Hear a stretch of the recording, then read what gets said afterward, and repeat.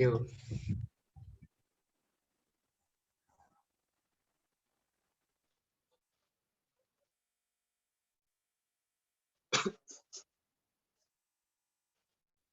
Assalamualaikum warahmatullahi wabarakatuh. Kan kami dari kelas B yang beranggotakan saya sendiri, Mekedi Yuda Pratama dengan D 600 253 dan teman-teman saya ada Purta Bundisma dengan NIM D 600 200 126 dan rekan Ampianto dengan D 600 200 165. Izin untuk melakukan presentasi mengenai hasil ulasan yang telah kami diskusikan mengenai proses stokastik, game teori, dan satunya fenomena antrian. Oke. Yang pertama ada proses skolastik. Proses skolastik sendiri adalah himpunan variabel random yang merupakan fungsi dari waktu. Parameter waktu di sini diartikan dalam arti luas, yaitu proses stokastik, sering juga disebut proses random. Contohnya seperti sebuah dadu yang dilempar, di mana seandainya variabel random xn menyatakan hasil lemparan ke n dan n lebih dari 1, maka xn n lebih dari 1 merupakan himpunan variabel random. Untuk n yang berbeda akan didapat variabel random yang berbeda xn. Ini membentuk proses stokastik. Ya, seandainya yn banyaknya 6 yang tampak dalam n lemparan pertama. Tiap nilai n akan menghasilkan variabel random yn yang berbeda, yaitu y1 ada 0 dan 1, kemudian y2 ada 0, 1, 2, dan y3 0, 1, 2, dan 3, dan seterusnya. Jadi yn n lebih dari 1 merupakan himpunan variabel random. Ini juga merupakan proses stokastik. Dan yang ketiga yaitu bila Z menyatakan banyak titik yang tampak maksimum selama n lemparan pertama, maka Zn n lebih daripada sama dengan 1 juga merupakan proses stokastik. Dan ada juga contoh yang kedua yaitu bila terdapat R buah kotak, dia tak terhingga bola. Bola dimasukkan ke dalam kotak secara acak. Jika Xn menyatakan banyaknya kotak yang terisi bola setelah lemparan ke N, maka Xn N lebih dari sama dengan 1 merupakan proses stokastik, atau seandainya Yn menyatakan banyaknya bola yang masuk pada kotak nomor 4 setelah lemparan ke N. Di sini Yn N lebih dari sama dengan 1 juga merupakan proses stokastik. Kemudian ada juga pandang variabel random yang menyatakan banyaknya pengunjung yang masuk toko swalayan selama suatu periode waktu tertentu.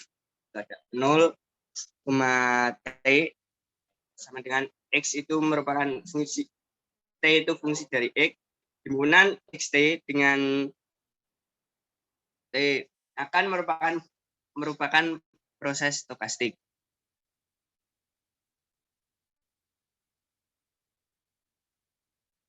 Dan spesifikasi proses stokastik. Himpunan nilai yang mungkin untuk suatu variabel random Xn dari suatu proses stokastik Xn n lebih daripada sama dengan 1 disebut ruang state atau state space. Suatu proses stokastik sering ditulis dengan simbol X kurung buka kurung tutup T, terus T ada T dengan T merupakan himpunan bagian dari minus tak terhingga, koma tak terhingga.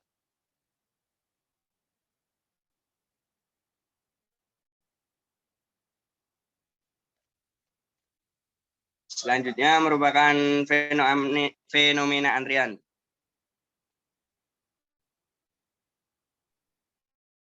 Yang selanjutnya fenomena antrian.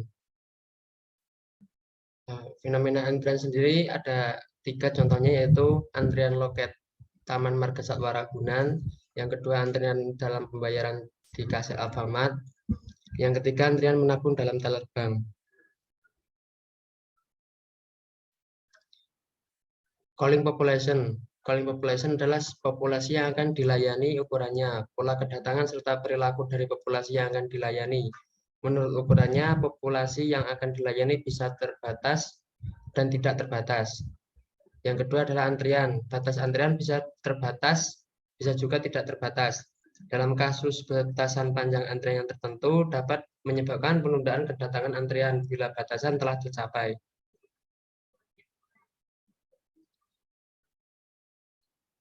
Next.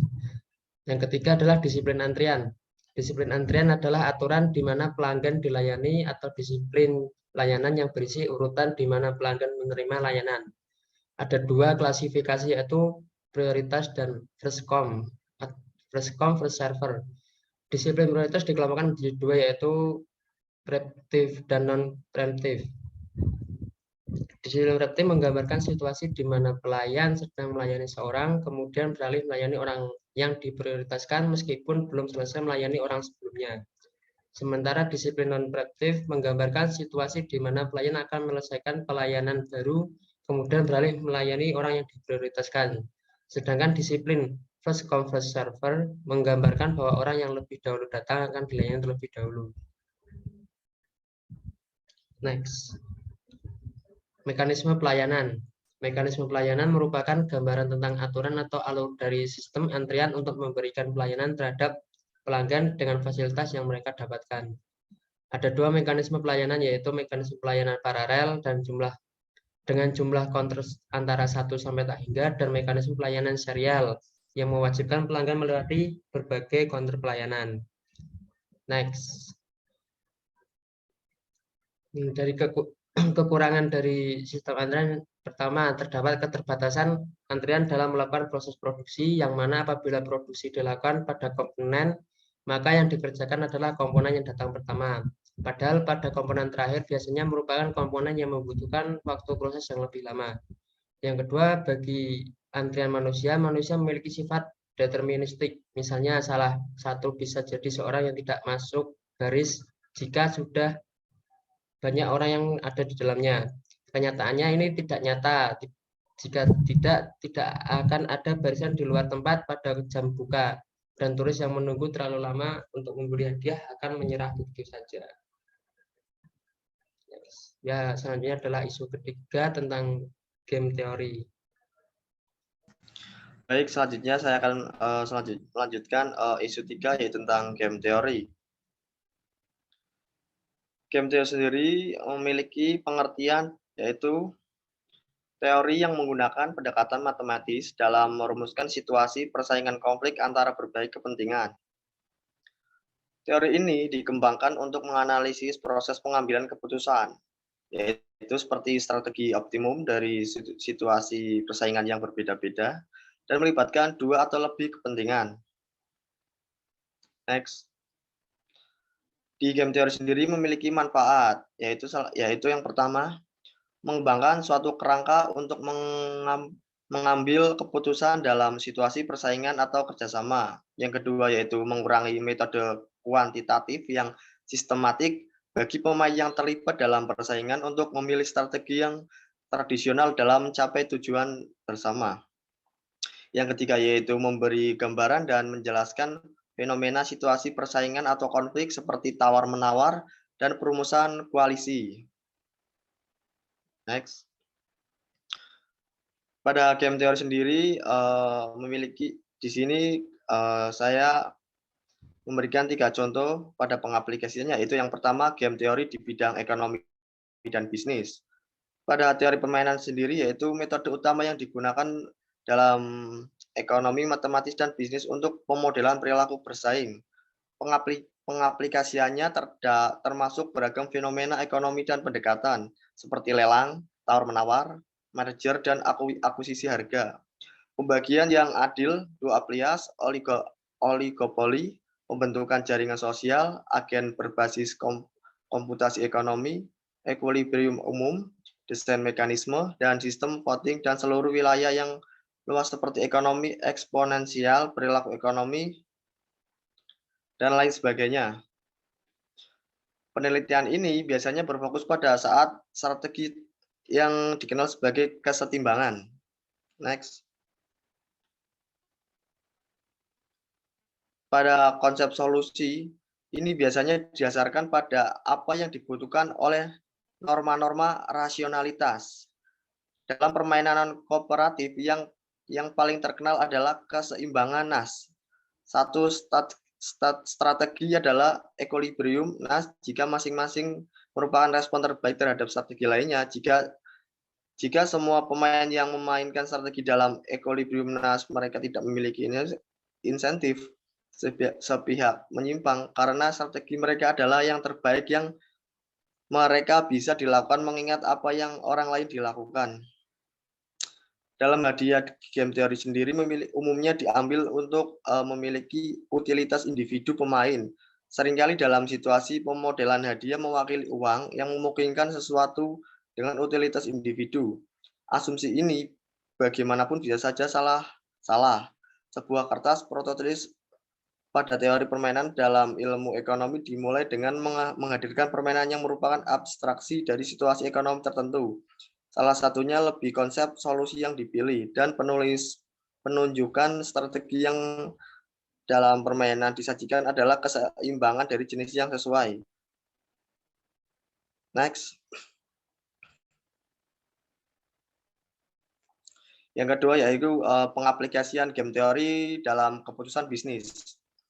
Salah satu penerapan game teori dalam keputusan bisnis khususnya yang bersifat non-kooperatif antara lain dalam persaingan pasar yang bersifat oligopoli atau beberapa perusahaan di dalamnya bersaing satu sama lain. Salah satu contohnya adalah industri semen. Seorang pemain atau perusahaan tidak akan mengubah suatu strategi bersaingnya tanpa memperhitungkan yang akan dilakukan oleh pesaing yang lainnya. Misalkan ketika perusahaan semen A akan meningkat dengan pangsa pasar yang lebih besar. Namun hal ini tidak akan berlangsung lama karena pemain atau perusahaan semen lainnya tentunya juga akan menurunkan harga semennya. Dan begitu seterusnya sampai laba perusahaan akan menurun drastis karena jadinya penurunan harga terus-menerus dalam jangka panjang. Tentu hal ini merugikan beberapa perusahaan itu dan perusahaan akan berpikir ulang untuk melakukan aksi. Jadi dalam membuat keputusan bisnis pada kasus oligopoli, tindakan pemain lain akan diikuti oleh pemain lainnya. Terjadi terus-menerus sehingga perlu dipikirkan lagi aksi yang akan dilakukan kemudian. Next. Contoh pengaplikasian game teori selanjutnya yaitu tentang keputusan dalam sosial. Yaitu salah satu penerapan NAS equilibrium bisa digambarkan dengan isu kemacetan. Macet disebabkan oleh banyaknya pengguna kendaraan pribadi dibandingkan dengan jalan raya yang ada. Bila dilihat dari jumlah kendaraan umum dengan pengguna jalan jumlah masih minimum, belum lagi fasilitas yang diberikan kendaraan umum masih jauh dari harapan. Apabila semua pengguna kendaraan pribadi berpikir rasional bahwa kemacetan akan bisa berkurang seiringnya dengan berkurangnya kendaraan pribadi, maka kemacetan pun akan bisa diatasi dengan sendirinya. Namun, itu hanya menjadi suatu hal yang tidak terrealisasi jika semua orang berpikir hal yang sama lebih menguntungkan dengan menggunakan kendaraan pribadi yang aman dan nyaman, maka tidak ada yang mengurangi kendaraan pribadi sehingga macet pun tak terhindarkan. Mereka berpikir untuk apa mengalami rugi sendiri apabila yang lain tidak ikut melakukan demi mengurangi kemacetan. Jadi seorang pemain dalam hal ini menggunakan kendaraan pribadi tidak akan mendapat keuntungan atau arti lain tidak macet. Mungkin itu saja.